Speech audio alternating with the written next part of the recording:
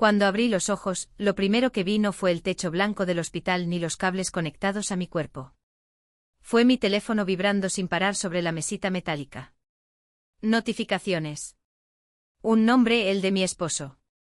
No eran llamadas perdidas, era una foto. Él sonriendo con una mujer apoyada en su hombro frente a un mar azul imposible. Debajo una frase que me atravesó el pecho como un cuchillo: viaje perfecto sin problemas. Mientras yo yacía inconsciente, horas antes desplomada frente a todos, él había elegido desaparecer. No sé exactamente cuánto tiempo estuve inconsciente aquella tarde. El cuerpo tiene una manera extraña de borrar lo que no puede procesar. Solo recuerdo fragmentos, el murmullo de la gente, una luz demasiado brillante, el calor sofocante del auditorio. Recuerdo haber sentido que el aire no entraba bien a mis pulmones, como si alguien hubiera apretado un botón invisible dentro de mí. Luego nada. Me llamo Lucía, tengo 48 años y ese día debía ser uno de los más importantes de mi vida, no por fama ni por reconocimiento personal, sino porque era un evento comunitario que yo misma había ayudado a organizar durante meses. Un aniversario cultural del barrio con música, discursos, familias completas sentadas en filas interminables de sillas plegables.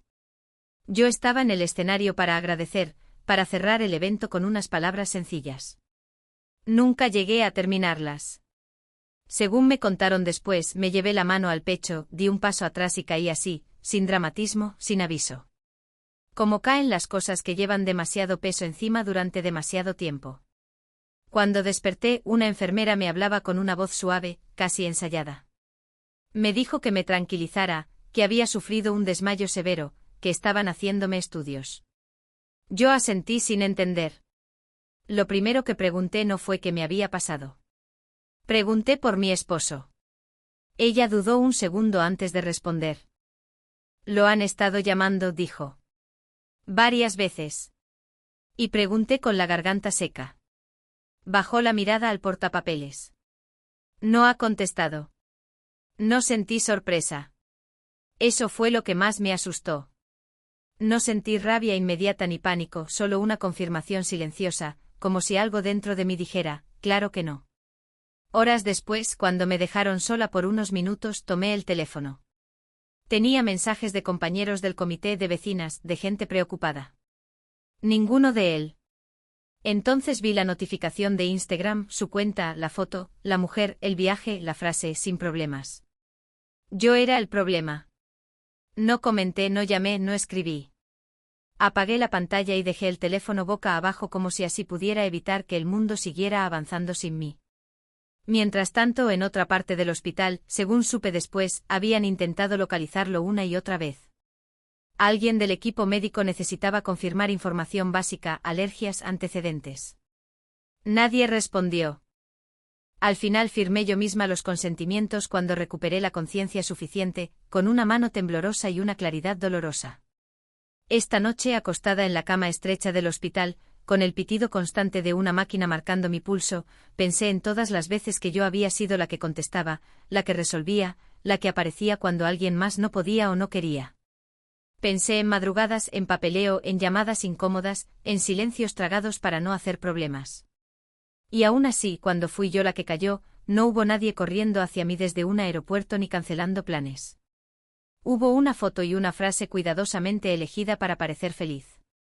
A la mañana siguiente el médico me explicó que mi cuerpo estaba dando señales de agotamiento extremo, estrés prolongado, presión alta, una combinación peligrosa de cansancio físico y emocional. Me habló de reposo, de cambios necesarios. Yo lo escuché con atención, pero en realidad estaba pensando en otra cosa, en el momento exacto en que mi esposo había decidido no contestar, porque no era que no pudiera, era que no quiso. Mientras me preparaban para una resonancia, una trabajadora social se acercó y me preguntó si había alguien a quien quisiera avisar. Familia cercana, un contacto de emergencia. Pensé en marcar su nombre. Mi dedo se detuvo sobre la pantalla, luego lo retiré. No, dije finalmente. Estoy bien así. No era del todo cierto, pero era lo más honesto que había dicho en mucho tiempo. Esa tarde, mientras el sol se filtraba por una ventana alta y estrecha, entendí algo que me había negado a ver durante años. No había sido un accidente aislado, no había sido mala suerte. Mi cuerpo simplemente había dicho basta en un mundo donde yo siempre era la que sostenía todo. Y mientras yo estaba ahí conectada a máquinas, él seguía publicando historias, sonriendo, brindando por un viaje sin problemas. No sabía aún cuánto iba a dolerme lo que vendría después. Tampoco sabía que mi silencio, ese silencio que tantos confundieron con debilidad, iba a convertirse en la única respuesta que él no supo manejar. Pero eso vendría después. Por ahora solo sabía una cosa, algo dentro de mí se había roto y por primera vez no iba a intentar arreglarlo de inmediato. No fue el desmayo lo que me llevó al hospital. Eso fue solo el último aviso. La verdad es que llevaba años cayéndome en silencio sin que nadie lo notara. Mientras pasaba mi segunda noche internada, con la luz tenue del pasillo colándose por debajo de la puerta, empecé a repasar mi vida como si fuera una lista interminable de pendientes. Cosas resueltas, cosas que yo había resuelto siempre yo. Desde fuera, mi matrimonio parecía estable, casi ejemplar. Éramos esa pareja que la gente usa como referencia. Lucía siempre tan responsable. Qué suerte tiene tu esposo contigo. Ojalá todos los hogares funcionaran así. Nadie veía lo que había detrás de esa fachada ordenada. Yo era la mujer que se levantaba antes que todos, la que sabía exactamente cuánto dinero había en la cuenta, cuando vencía el predial, qué médico atendía a cada miembro de la familia, la que recordaba cumpleaños, citas, reuniones escolares, compromisos sociales. La que llamaban cuando algo se rompía, cuando faltaba algo, cuando había un problema. Tú sabes hacerlo mejor, me decía él con esa sonrisa cómoda que uno adopta cuando ya se acostumbró a no cargar nada. Y yo lo hacía porque siempre lo había hecho. Mis amigas decían que yo era fuerte. Mi suegra decía que yo era una bendición. Mi esposo decía que yo era muy capaz. Nadie decía, estás cansada, no te toca a ti. Déjame ayudarte. Ser fuerte, aprendí con los años, era una excusa perfecta para que los demás se desentendieran. Recuerdo una escena en particular muchos años antes del colapso, una reunión familiar en casa de mis suegros. Había un problema con unos papeles importantes, un trámite que nadie había hecho a tiempo. El ambiente se tensó. Mi esposo se encogió de hombros. Lucía ve esas cosas, dijo. Ella lo arregla. Nadie me preguntó si podía. Nadie me preguntó si quería. Simplemente asumieron que lo haría. Y así fue.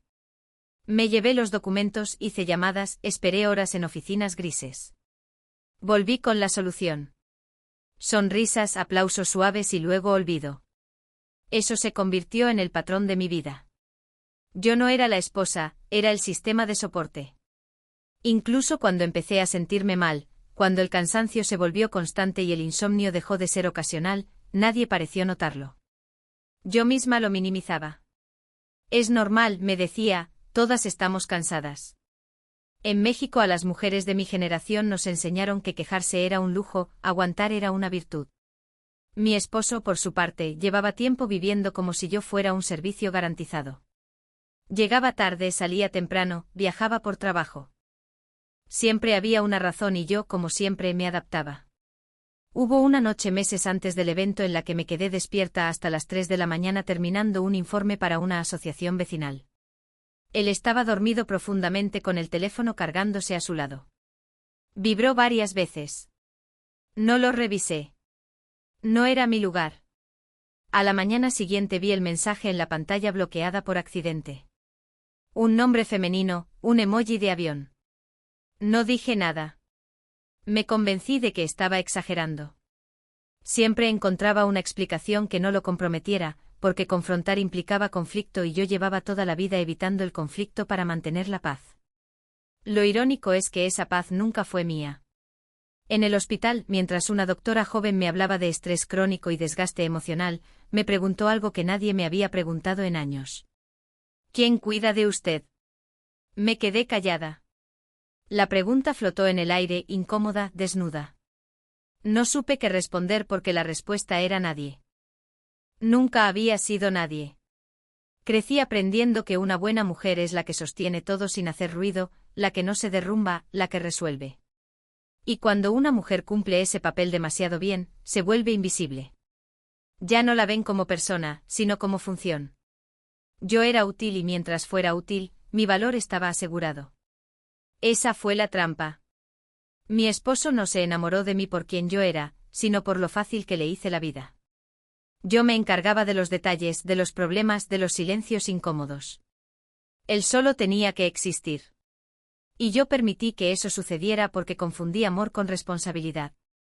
Mientras me hacían estudios, mientras el hospital seguía su ritmo indiferente, empecé a aceptar una verdad que me dolía más que cualquier diagnóstico. No me había desmayado solo por cansancio físico, me había desmayado por años de cargar sola.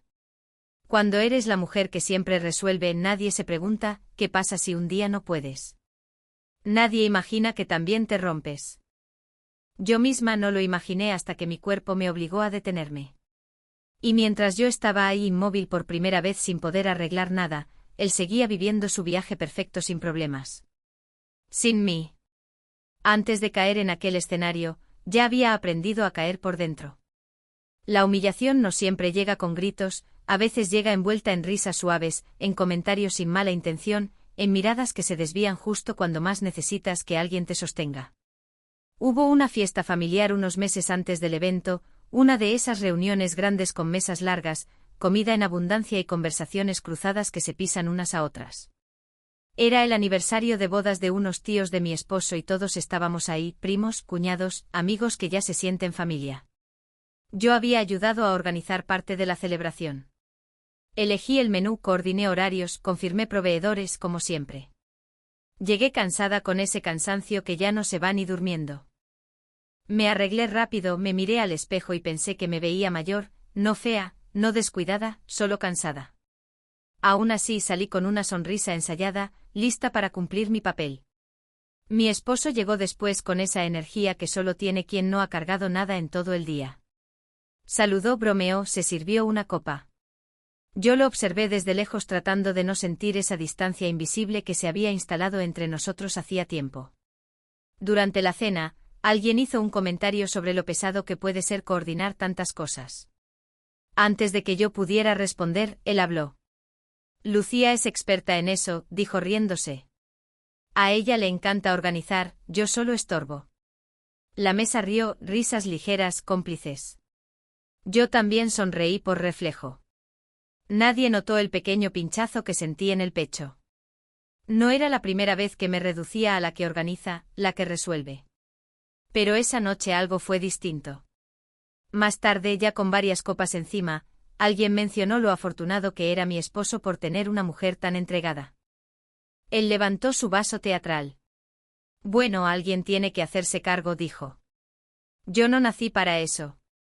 Otra vez risas. Yo sentí calor en las mejillas, no de vergüenza, sino de rabia contenida, porque no era un halago, era una manera elegante de decir que yo estaba ahí para cargar lo que él no quería. Luego vino el comentario que no se me borró nunca. Estábamos de pie cerca de la mesa de postres. Se acercó una mujer más joven, amiga de un primo, con esa ligereza que da no estar atada a nada. Conversaron unos minutos. Yo me acerqué justo cuando él dijo medio en broma, medio en serio, es que Lucía ya no tiene tanta energía para estas cosas. Ella es más tranquila.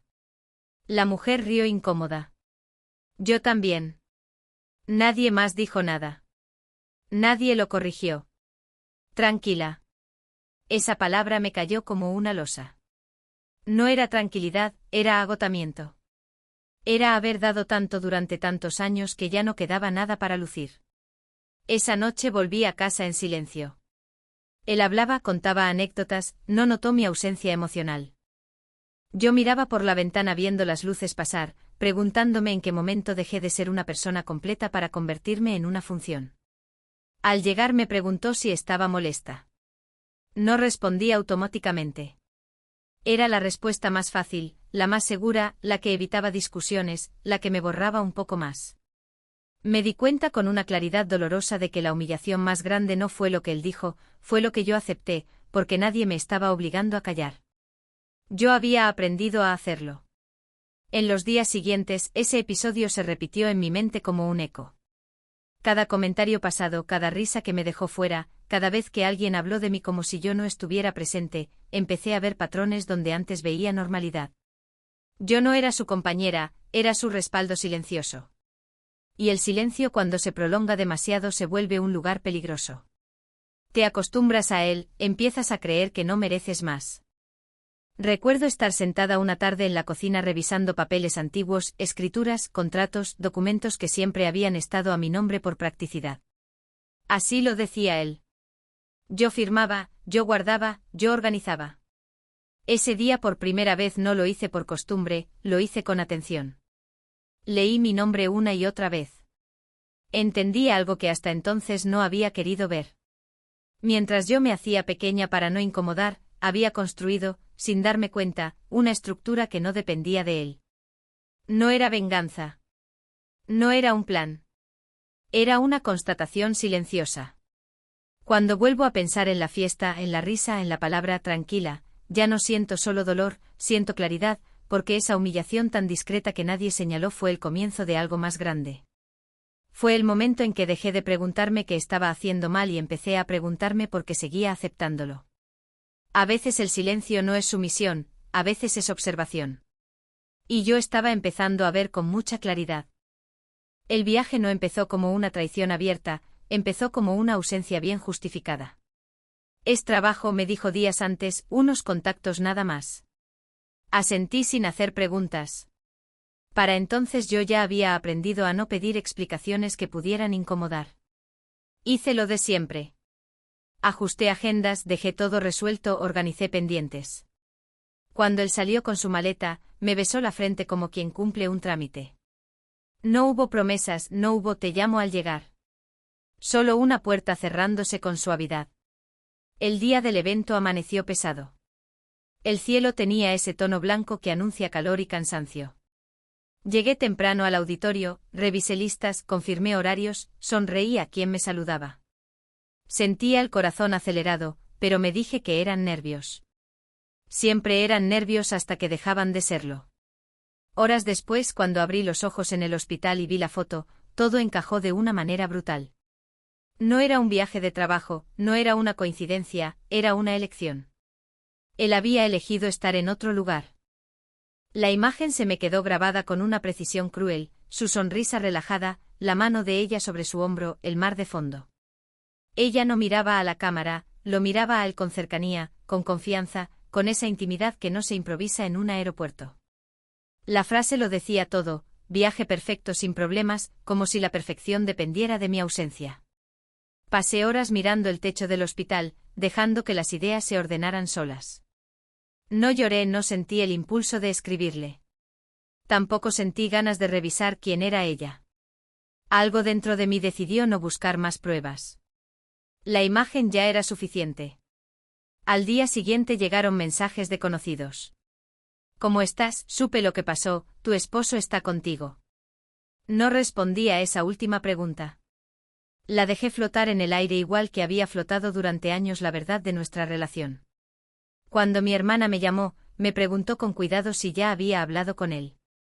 Le dije que no.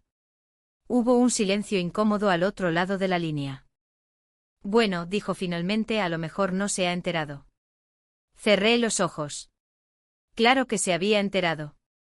El hospital había llamado, el comité había llamado. Varias personas habían intentado localizarlo. No era ignorancia, era decisión.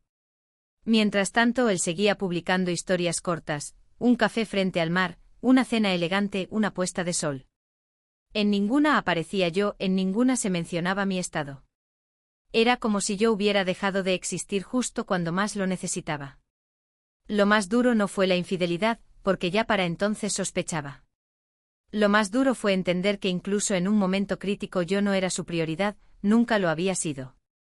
El tercer día en el hospital, una enfermera me preguntó si quería que intentaran contactarlo de nuevo. Negué con la cabeza.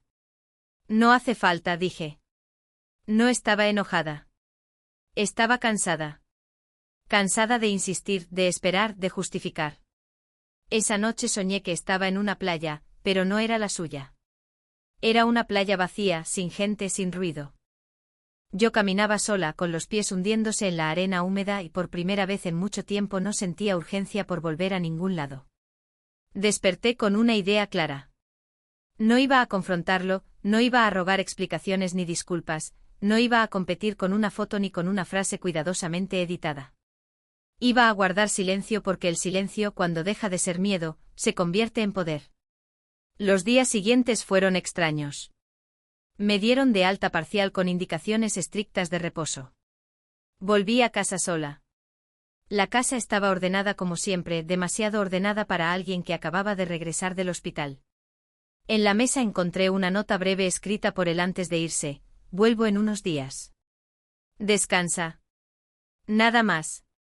No preguntaba cómo estaba, no se disculpaba, no explicaba nada. Era una nota funcional, como todo lo que había sido nuestra relación. Esa noche, por primera vez, no preparé su lado de la cama. Dormí en medio ocupando el espacio que siempre había dejado libre sin darme cuenta. Me dolía el cuerpo, pero la mente estaba sorprendentemente clara. Al cuarto día llegaron las llamadas, primero una, luego varias, su nombre iluminando la pantalla una y otra vez. No contesté. Después mensajes. Lucía, necesito que me llames. Es importante, tenemos que hablar. No decían perdón, no decían cómo estás, decían necesito. Y ahí lo entendí todo. No me llamaba como esposo preocupado, me llamaba como alguien que había perdido el control de algo que daba por sentado. No respondí. Cada llamada ignorada era una decisión consciente, no era venganza, era autocuidado. Durante años había respondido de inmediato a cualquier llamado suyo. Ahora, por primera vez, me estaba escuchando a mí. Miré la foto otra vez. Ya no me dolía igual. Ya no sentía ese nudo en el estómago. Sentía distancia, claridad, una calma extraña que solo llega cuando aceptas una verdad que habías evitado demasiado tiempo. El viaje había sido perfecto para él. Para mí había sido el punto de quiebre. Y mientras él disfrutaba de sus sin problemas, yo empezaba a imaginar una vida donde no tuviera que desaparecer para que otros fueran felices. Las llamadas no pararon cuando él regresó del viaje, al contrario, se multiplicaron. Al principio pensé que era culpa, luego entendí que no. La culpa suele venir acompañada de preguntas incómodas, de silencios torpes, de intentos torpes por reparar. Esto era distinto. Esto era urgencia. Lucía, contéstame, decía uno de sus mensajes. ¿Es serio? Esa palabra me hizo sonreír por primera vez en días, porque lo serio al parecer nunca había sido yo.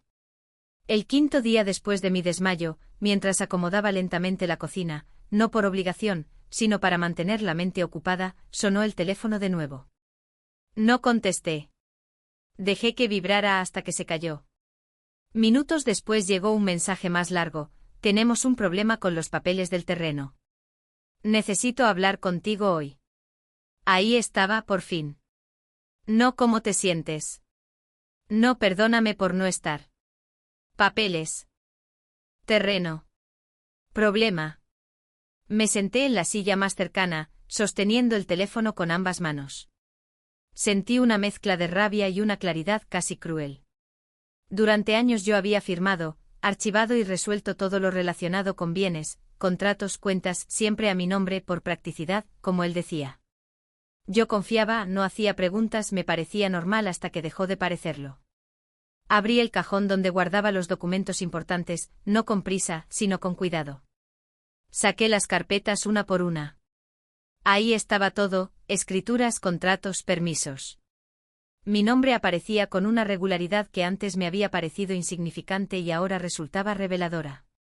No era una coincidencia. Mientras yo me desvivía por sostener la casa y la familia, había construido sin querer un respaldo legal que él nunca se molestó en entender. Y ahora ese respaldo se había convertido en un obstáculo para él. Los mensajes continuaron. Lucía, esto no puede esperar. Si no hablamos hoy, se va a complicar. No hagas esto más difícil. Cerré los ojos, me recargué en el respaldo de la silla. Más difícil, pensé, como si yo hubiera sido la que se fue de viaje mientras él yacía inconsciente en un hospital. No respondí. Horas después llegó el mensaje que confirmó mis sospechas: el abogado necesita tu firma. Ahí supe que no se trataba de mí, se trataba de control. Se trataba de que por primera vez él no podía avanzar sin mi consentimiento y eso lo desesperaba. Esa noche dormí profundamente, algo que no me había pasado en años, sin sobresaltos, sin ansiedad, como si el simple acto de no responder hubiera liberado algo dentro de mí. A la mañana siguiente encontré un mensaje de mi cuñada. Tono conciliador, palabras suaves. Sé que estás pasando por mucho, pero él está muy preocupado. Dice que no entiende por qué no le contestas. Solté una risa breve, amarga. No entendía, claro que no. Nunca había tenido que entender. Yo siempre estaba ahí, disponible, eficiente e invisible. A media tarde alguien tocó la puerta. Lo supe antes de abrir. Reconocí la manera en que se quedó parado frente a la casa como si dudara, como si por primera vez no estuviera seguro de tener derecho a entrar. Cuando abrí, ahí estaba ojeroso, tenso, sin la sonrisa del viaje. No traía flores, no traía disculpas, traía prisa. Lucía, dijo, tenemos que hablar. Lo miré en silencio. No lo invité a pasar. Él dio un paso adelante incómodo. ¿Estás bien?, preguntó casi como un trámite. Asentí. No era mentira. Estaba mejor de lo que había estado en mucho tiempo. ¿Por qué no me contestas?, añadió. Esto se está saliendo de control. ¿Esto?, pregunté finalmente. Parpadeó. No esperaba la pregunta. No hagas esto personal, dijo. Sabes que ahora mismo hay cosas más importantes. Lo miré con calma, con una serenidad que a él le resultó inquietante. Para ti, respondí. Para mí lo importante era que contestaras cuando estaba en el hospital. Abrió la boca para decir algo. La cerró, suspiró. No fue tan grave, dijo al final. Ya estás en casa. No, ahí sentí el último hilo romperse. No fue grave para ti, dije. Porque no estabas ahí. Hubo un silencio pesado. Él miró alrededor como buscando apoyo en las paredes, en los objetos que yo había sostenido durante años. Necesito que firmes esos papeles, repitió. Si no, perdemos la negociación. Lo observé unos segundos más. No vi remordimiento, vi miedo, miedo a perder algo que siempre había dado por suyo. No voy a firmar nada hoy, dije. Se alteró. Lucía, no puedes hacer esto. Claro que puedo. Estás siendo injusta. Sonreí. Una sonrisa pequeña, cansada. Injusto fue irte de viaje mientras yo estaba inconsciente, respondí. Esto solo es consecuencia. No gritó, no pidió perdón, me miró como se mira algo que ya no obedece, algo que se ha salido del guión. Entonces, ¿qué quieres?, preguntó finalmente. Lo pensé, no mucho. La respuesta ya estaba clara. Quiero que entiendas que ya no voy a resolver tus problemas, dije. No sin resolver los míos primero. Cerré la puerta con suavidad, no con rabia, con decisión. Desde adentro escuché cómo se quedaba ahí unos segundos más, luego sus pasos alejándose. Esa noche, mientras me recostaba, entendí algo fundamental. No me necesitaba como esposa, me necesitaba como salvavidas. Y por primera vez había decidido no lanzarme al agua. No pasó mucho tiempo antes de que regresara. Cuando alguien pierde el control de algo que creía asegurado, insiste. Y mi esposo siempre había creído que yo estaría ahí lista para sostenerlo cuando tropezara. 2 días después de aquella visita, volvió a tocar la puerta. Esta vez no dudó. Golpeó con los nudillos fuerte como si el sonido pudiera obligarme a abrir. Yo estaba sentada en la sala con una taza de té entre las manos, escuchando mi propia respiración. No me levanté de inmediato, lo dejé esperar, no por crueldad, sino porque por primera vez estaba decidiendo el ritmo. Cuando abrí, su expresión ya no era de prisa, sino de enojo contenido. ¿De verdad vas a seguir con esto?, dijo sin saludo. Pasa, respondí, y me hice a un lado. Entró mirando alrededor como si buscara señales de algo fuera de lugar. Tal vez esperaba encontrarme débil, llorando o arrepentida. No encontró nada de eso. Encontró silencio y orden. Encontró a una mujer que ya no estaba dispuesta a explicar su propio dolor. Se sentó en el sillón sin que yo se lo ofreciera. Cruzó las manos, respiró hondo. Esto se nos está yendo de las manos, empezó. No tienes idea del problema en el que me estás metiendo. Me senté frente a él despacio. Claro que tengo idea, dije. Llevo años resolviendo problemas que no eran míos. Frunció el ceño. No exageres, siempre hemos sido un equipo. Un equipo, repetí. ¿Dónde estabas tú cuando yo me desmayé? Evitó mi mirada. Ya hablamos de eso. No sabías que tan grave era, respondí. El hospital te llamó varias veces. Estaba fuera del país. En una playa, añadí sonriendo. Levantó la vista molesto. ¿Vas a seguir con eso?, preguntó. Ya te dije que no fue así como lo pintas. Entonces dime, dije con calma. ¿Dónde estabas cuando yo estaba inconsciente? Dímelo sin rodeos. Abrió la boca, la cerró, se recargó en el respaldo del sillón. No estuve, admitió finalmente. Asentí como quien confirma algo que ya sabía. Eso es todo lo que necesitaba escuchar. Lucía, no hagas esto más grande de lo que es, dijo cambiando de tono. Fue un error. Ya pasó. Para ti, respondí. Para mí fue una revelación. Se inclinó hacia adelante.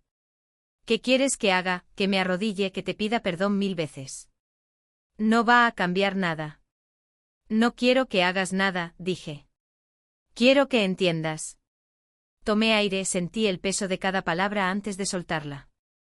Que durante años fui tu respaldo, no tu pareja. Que me necesitabas eficiente, callada, disponible, no presente, no vista, no cuidada. Negó con la cabeza. Eso no es cierto. Dime entonces, continué, ¿cuándo fue la última vez que me preguntaste cómo estaba sin necesitar algo a cambio? Se quedó en silencio. Ese silencio fue más elocuente que cualquier disculpa. Yo te di una vida estable, dijo al fin. Nunca te faltó nada. Me faltaste tú, respondí. La frase quedó suspendida entre nosotros, pesada, definitiva. Se levantó y empezó a caminar por la sala. Estás mezclando todo, dijo. Una cosa es lo personal y otra los asuntos importantes. Eso es lo que nunca entendiste, respondí. Para mí, lo personal siempre fue lo importante. Se detuvo frente a mí. ¿Y ahora qué?, preguntó. ¿Vas a destruir todo por orgullo? Lo miré fijamente. No estoy destruyendo nada, dije. Estoy dejando de sostener lo que ya estaba roto. Su rostro cambió. Vi algo parecido al miedo. Necesito esos documentos, dijo bajando la voz.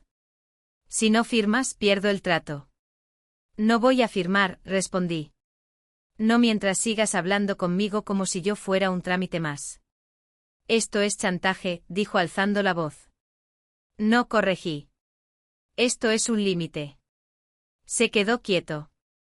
Nunca había escuchado esa palabra de mí. ¿Desde cuándo eres así?, preguntó. Pensé un momento. Desde que me di cuenta de que casi me muero y no estabas ahí, respondí. Desde que entendí que si yo no me cuido, nadie lo va a hacer por mí. Se pasó la mano por el rostro. ¿Y ella?, pregunté entonces. Dudó. Esa duda me dijo todo. No es lo que crees, murmuró. No importa, dije. Lo que importa es que estabas con alguien más mientras yo estaba en el hospital. Eso no tiene explicación que me sirva. Respiró hondo. Entonces dime qué quieres, repitió. ¿Qué necesitas para firmar? Lo miré largo rato. No había odio en mí. Había claridad. No necesito que me compres nada, dije. No necesito promesas. Necesito respeto y ahora mismo no lo veo. ¿Y si cambio?, preguntó. Si te prometo que voy a estar. Negué con la cabeza. Ya no funcionan las promesas, respondí. Funcionan los hechos. Se dejó caer en el sillón derrotado. Me estás dejando sin opciones, dijo. No respondí con suavidad. Te estoy dejando con las consecuencias. Nos quedamos en silencio. Afuera se escuchaba el ruido lejano de la calle. La vida seguía indiferente a nuestra conversación. No te voy a salvar esta vez, dije finalmente, no porque te odie, sino porque me debo algo a mí. Se levantó despacio, caminó hacia la puerta. Te vas a arrepentir, dijo sin mirarme. Tal vez, respondí, por primera vez ese arrepentimiento será mío. Abrió la puerta. Antes de salir se giró. ¿Esto es definitivo?, preguntó. Lo miré tranquila. Esto es el comienzo, dije. La puerta se cerró detrás de él. No sentí alivio inmediato. Sentí algo más profundo, coherencia. Por primera vez mis palabras y mis actos estaban alineados. No sabía qué pasaría después, pero sabía algo con certeza: ya no iba a desaparecer para que otros se sintieran cómodos. Después de que se fue, la casa quedó en un silencio distinto. No era el silencio tenso de antes, ese que se llenaba de palabras no dichas y resentimientos acumulados. Era un silencio limpio, honesto, como cuando se abre una ventana después de una tormenta y el aire, aunque frío, se siente necesario. Los días siguientes fueron tranquilos, extrañamente tranquilos. Nadie gritaba, nadie exigía, nadie esperaba que yo resolviera nada. Me concentré en seguir las indicaciones médicas, en caminar despacio, en escuchar mi cuerpo por primera vez en años. Descubrí que el cansancio no desaparece de inmediato, pero la culpa sí. La culpa de no estar disponible, la culpa de decir que no. Él siguió llamando menos veces, con menos urgencia. Los mensajes cambiaron de tono.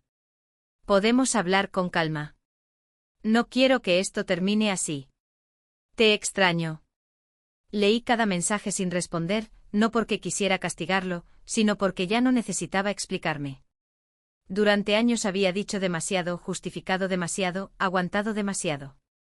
Ahora mi silencio no era miedo, era una respuesta completa. Un día me encontré sentada en la sala mirando la luz de la tarde entrar por la ventana. Pensé en todas las versiones de mí que había sido: la mujer eficiente, la esposa comprensiva, la que siempre estaba cuando alguien la necesitaba. Ninguna de esas versiones era falsa, pero todas estaban incompletas. Me había olvidado de una, la mujer que también merece cuidado. Decidí salir. Caminé por el barrio sin rumbo fijo, algo que no hacía desde hacía años. Entré a una cafetería pequeña, pedí un café y me senté sola. Nadie me conocía ahí, nadie esperaba nada de mí y por primera vez eso se sintió como libertad. Una semana después recibí un último mensaje suyo.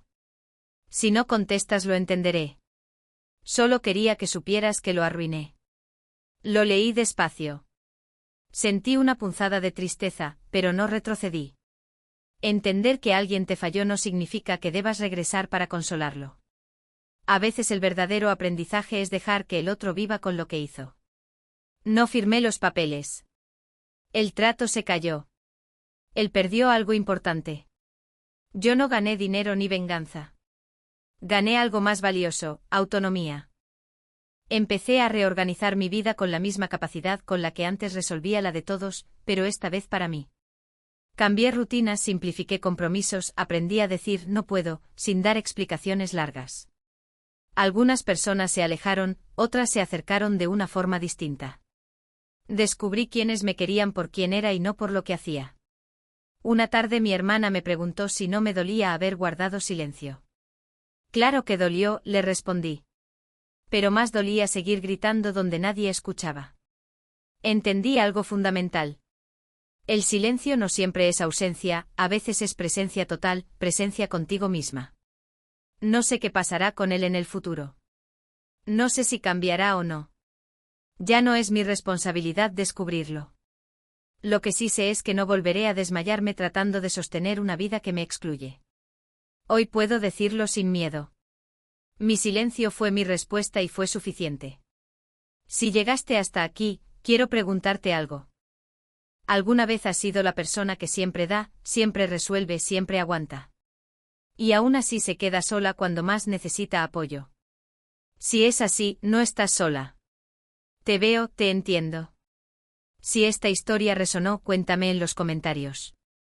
Dime desde dónde estás escuchando y qué parte de este relato tocó algo dentro de ti. Este es un espacio para compartir experiencias, reflexiones y emociones que muchas veces se guardan en silencio, pero que pueden transformarnos cuando las nombramos. Y si quieres seguir acompañándonos, suscríbete. Hay muchas historias esperando ser contadas y quizá la próxima también dialogue con una parte de tu propia vida. Gracias por escuchar, gracias por quedarte.